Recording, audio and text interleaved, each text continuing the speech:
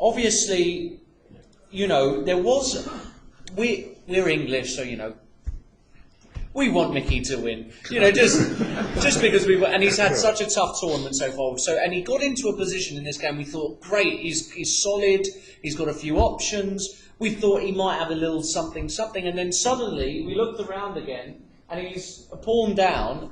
And you're just mopping up the position. So what happened, Vlad, if you can summarize? Yeah, you're right. Well, no, but first of all, I also thought that I'm solid and I've got a few options, so it's okay. Yeah. No, I think he came up with an interesting opening, which I don't know if it was played or not, this d takes e4 and e5, this whole idea, which he seemed to prepare it pretty well, because he was playing very fast. I had no clue if it's really was played or what is it. E5. I mean, knights. Okay, there is the e4 possibility, but okay, it's probably pretty drawish. So I decided to take a knight e5. Actually, I thought that he had prepared knight takes e5. I spent quite a lot of time calculating knight takes e5, d5, queen takes d2, knight d2. e3, this kind of play, and now, okay, you need to calculate a lot of variations. I mean, I was not sure if I can get an advantage or not, but actually I spent quite a lot of time when playing knight c4 and calculating this line. Now I have three options, ef, fe, or knight c4. Each of them has some, I mean, it's quite interesting. So, well, anyway, but he came up with knight b6, and yeah, I thought after knight e3, I thought I have a certain plus in this position, because his e4 pawn is a bit weak, and okay, my plan is to push my pawns on the queen side. And he played the a5, because the thing is that my next move is b4. Let's say if he goes bishop e6, which is a very logical move, then I play b4. And I just start pushing my pawns, a very typical this minority attack with a4, rook c1, and okay, I was quite happy with my position. Not that I'm so much better, but my play is much easier. I mean, rook c1, a4, and I push pawns on the king sides. But he came up with a5, which to me seemed a bit risky, because, for instance, here I could have played rook fd1, was very principal move. Rook fd1. In fact, black's position is not so solid as you pretend, because he's got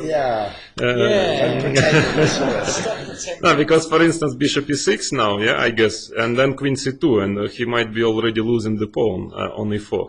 But I think he gets good compensation after knight bd5 here, and let's say if bishop takes e4, then black can take on e3. Take on e4. Now probably start with bishop d5, and let's say queen d3, f6, and then rook e8, and I don't know, should be enough compensation for black, yeah. But I'm not sure that after rook fd1 probably black cannot save a pawn anymore, but he's got good play for it. And somewhere here I was not sure what to do. In fact, I think that I have many interesting plans. I was not sure, because I can play for f3, trying to open up the position, to open my bishop, and to get some play on the king side. This is one option. Let's say f3, not so bad, I would say, not a bad option. Ef, bishop f3, let's say c6, and something like knight g2, trying to get rook d1, e4, knight f4. I mean, that was one plan, very possible plan. Another plan is to play on the king side. So I mean, which rook to put on c1, a rook or f rook, I was not sure. Maybe finally rook fc1 was more accurate. But I was still keeping hopes for f3 play, you know, that's why I put another rook on c1, but probably rook fc1, bishop e6, b3 was more accurate, because then my rook on a1 would be more useful. So it's hard. Maybe I gone a bit wrong here somewhere. Rook ac1, c6, yeah, also b3, I don't know if it's a right move or not. Okay, it's a move. I want somewhere knight c4, and I want to stop a4 to have b4 always, but still bishop e6. No, rook e8 was a bit strange. I was expecting bishop e6, in fact. So rook fd1. Yeah, I don't know if black really needs rook e8. I'm not completely sure about it. But anyway, rook fd1, it doesn't spoil much, this move. Bishop e6. And now, I don't know, maybe I should have gone something like queen b2, just to try to play a3, knight c4 very slowly. I like white's position, but of course, here I would agree with you that black is solid, yeah. Black is really very solid, but I would still say that probably it's slightly better for white, I think. But I went rook c5. Yeah, I'm not sure. Also, I'm instead of queen b2. Yeah, rook c5, and then now, okay, I wanted to play concretely because, I mean, to attack this a5 pawn, but in fact things now started to get very messy, because a4 he went, which is normal move. There was an option to play knight bd7, it was actually not so bad also, but a4 is not, it's quite good also. So b4, okay, I have to try to do this, and a3, yeah, now game gets very sharp. Of course, black wants knight a4, knight b2, for instance, somewhere. I have to hurry. Okay, his play is very dangerous, very strategically, because if I manage to get what I got in the game, then his a3 pawn would be very weak. But from other point of view, okay, if he manage, he can also his a pawn might queen one day on a1, you know. So it's a very complicated position here. I went rook a5. Queen d6, at least, okay, I wouldn't tell there are many options, I wouldn't tell about all of them, but I thought also queen d6 was a reasonable move. Rook c1, and I think now, yeah, it's a difficult choice. Black actually has a big choice in this position, and I don't like the way Mickey played here, knight bd5. Probably rook a d8 was a decent option. And maybe it's quite alright for black. Let's say after rook takes a3, queen takes d4, queen takes d4, rook takes d4, and I don't know, let's say rook a7, I was calculated for instance this line, bishop c8, I don't know if it's not really forced line, but still, yeah, the problem is that knight on e5 is hanging, otherwise things would be great for white, but knight is hanging.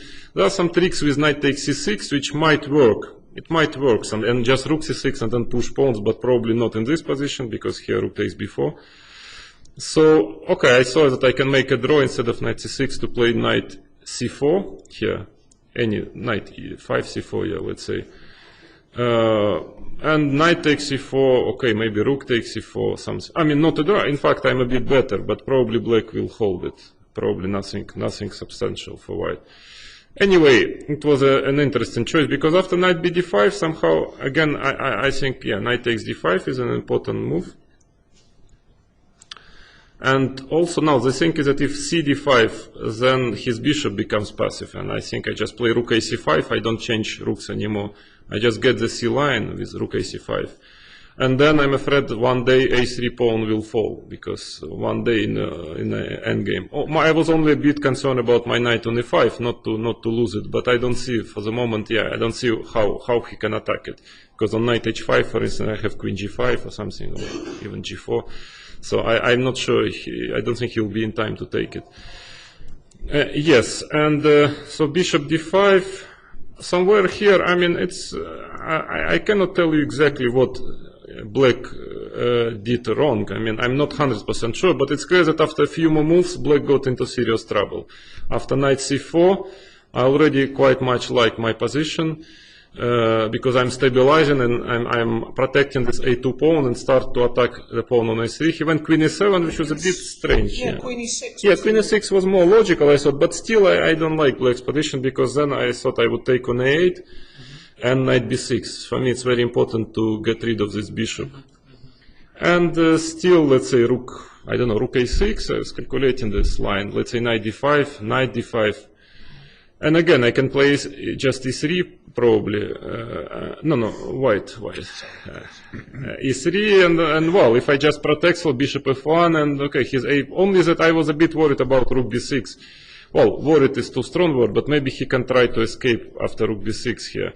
So I was thinking knight d5 in this position instead of e3, maybe to try to play b5 here.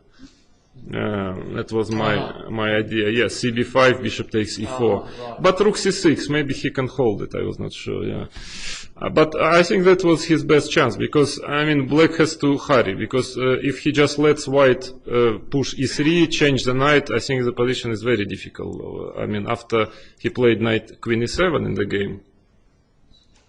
So now I just went e3.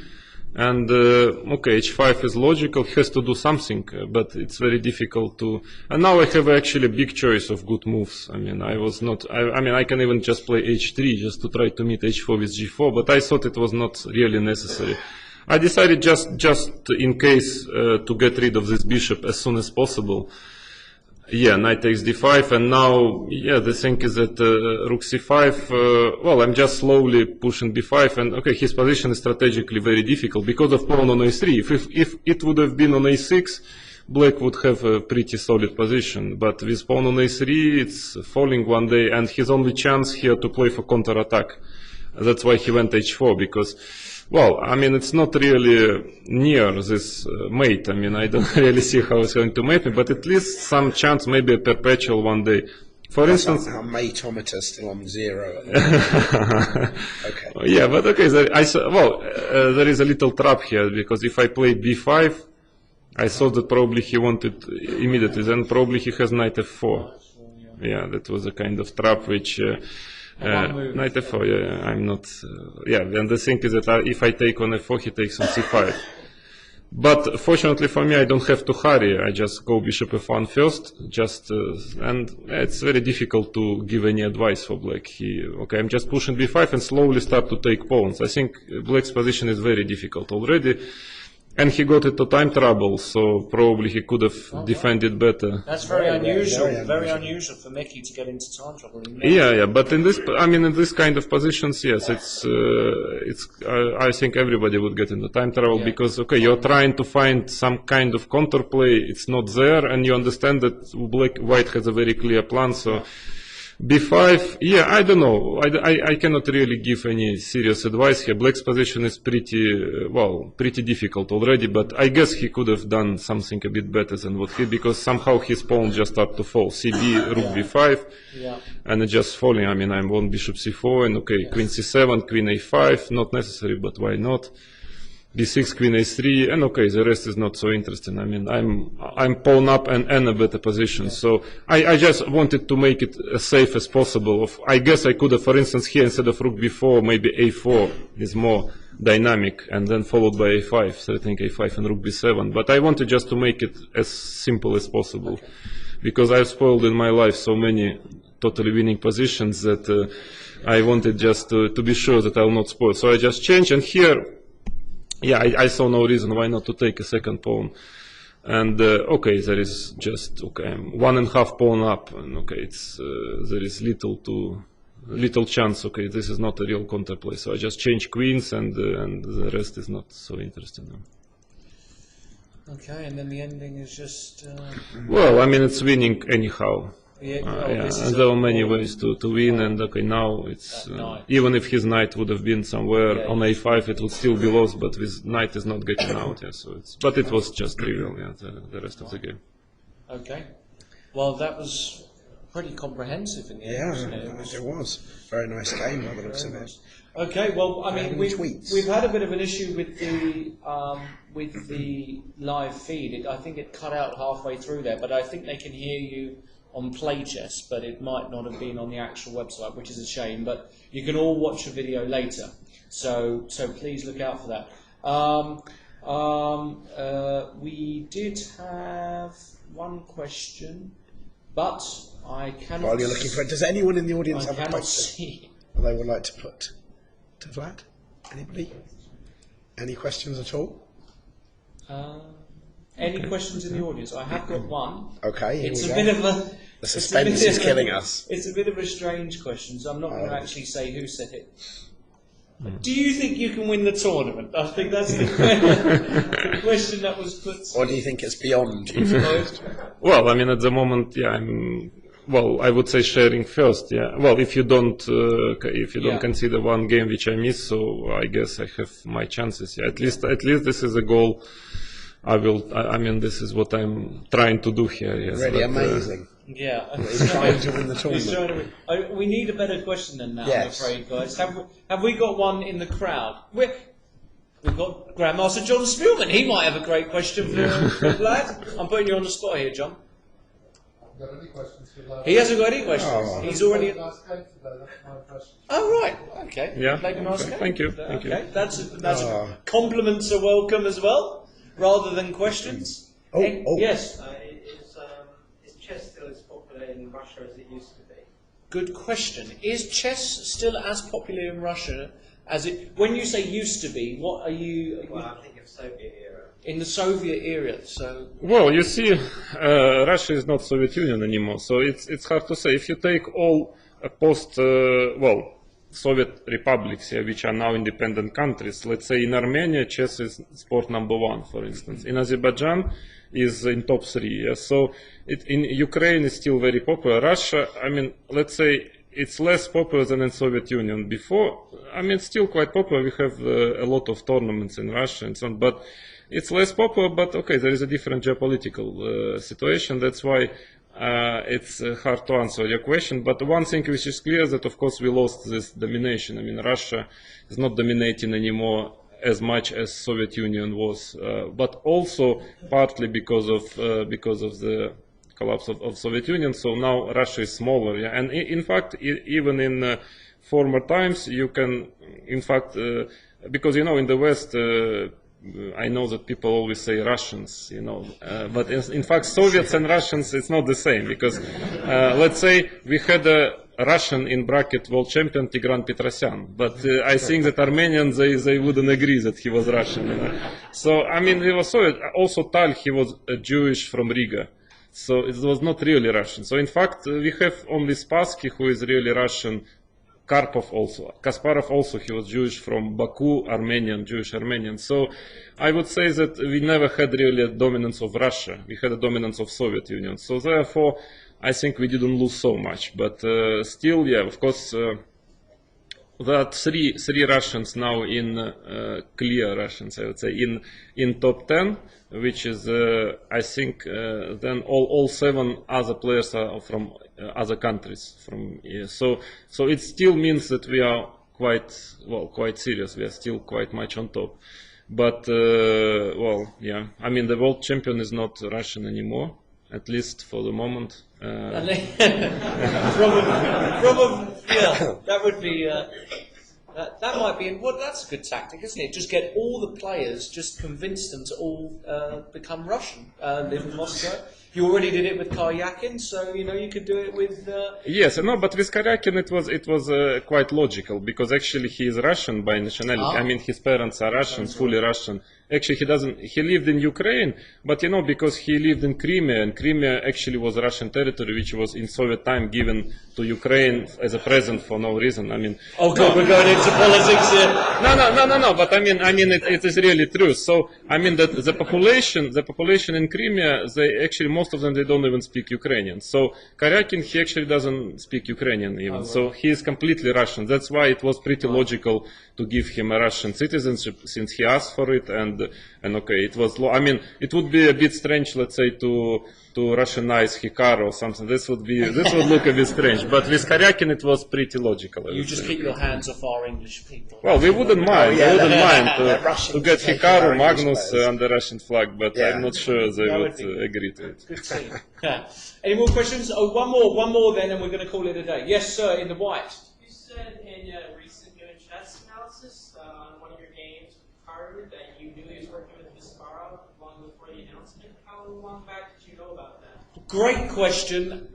I think, unless it's going to get us in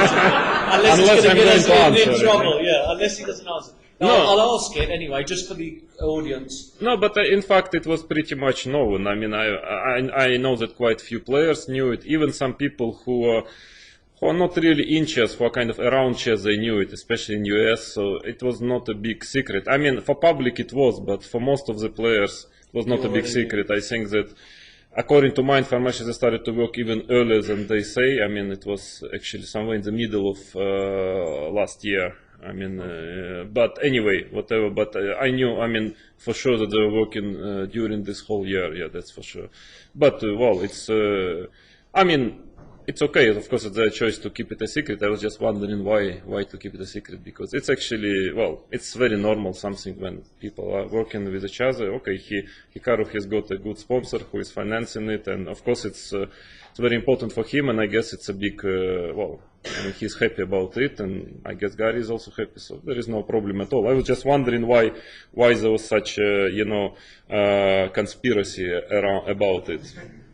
Well, who knows?